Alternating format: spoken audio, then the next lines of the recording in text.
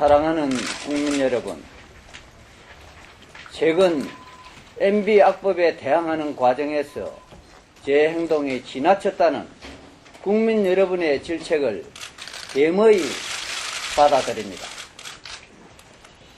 국회에서 이어진 충돌에 공당의 대표인 제가 한 당사자가 되어 국민 여러분께 심려를 끼쳐 드렸습니다.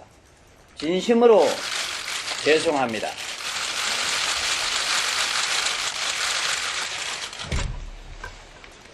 저는 오로지 국민을 하늘같이 섬기겠다는 일념으로 의정활동을 해왔습니다. 서민의 눈물과 고통과 한숨을 제 가슴 깊이 받아들이고자 했습니다. 국민을 섬기고 서민의 목소리를 대변하는 민주노동당의 대표로서 일하고자 했습니다. 민주노동당이 더 많은 국민들과 함께 하기를 바라는 여러분의 기대를 누구보다 잘 알고 있기에 말 한마디, 행동 하나라도 늘 한 번 더 생각하고 의논하며 조심해 왔습니다. 그런데 지난번에는 제가 참지 못했습니다. 상상의 범위를 벗어난 국회 사무처의 폭력이 눈앞에 벌어진 상황이었습니다. 공당의 대변인과 의원 보좌진들은 사지가 들려 모두 연행당했습니다. 공당의 최고위원회 회의마저 짓밟혔습니다.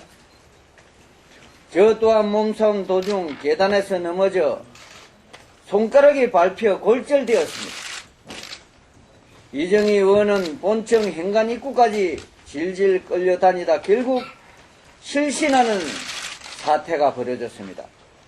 원내 정당으로서는 참을 수 없는 모욕이었지만 그래도 좀 더 신중히 대응했더라면 국민 여러분께 심려를 끼쳐드리지 않았을 텐데 그러하지를 못했습니다. 저는 이번 사건 이후 대단히 괴로운 범민의 시간을 보내왔습니다. 성숙한 민주주의를 바라는 국민의 마음에 상처를 준 것이 제가 다친 손가락보다 더 큰 통증으로 가슴 아프게 다가왔습니다. 국민 여러분의 질책을 달기에 받겠습니다. 섬기고 헌신하는 마음으로 더욱 겸손한 자세로 국민 여러분 곁으로 더 가까이 가겠습니다. 하지만 거대 여당의 힘만 믿고 더러운 입법 전쟁을 벌인 청와대와 한나라당에게는 사과할 것이 없습니다. 여야의 첨예한 대립 국면 속에서 철저하게 중립을 지켜야 할 본연의 자세에서 벗어나 한나라당 편에서 불법적인 공권력을 동원한 국회 사무처의 요구에도 더 답할 것이 없습니다. 국회 폭력의 원인 제공자는 172석의 거대 여당이면서도 국회 운영에서 무능력과 독재 본성을 유감없이 보여준 한나라당입니다. 민주노동당은 지난 임시국회에서 MB 악법을 직권상정이라는 급행열차에 태워 강행 처리하려던 이명박 대통령과 한나라당에 맞서 전면전을 벌였습니다.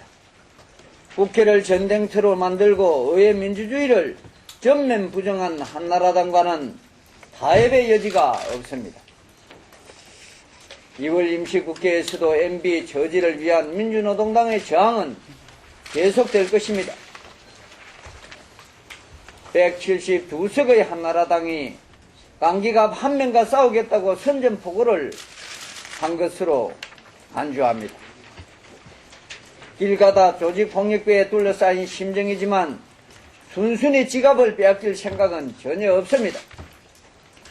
더 이상 이러한 폭력적 위협이 통하지 않습니다. 저를 심판할 수 있는 것은 오직 국민뿐이기 때문입니다.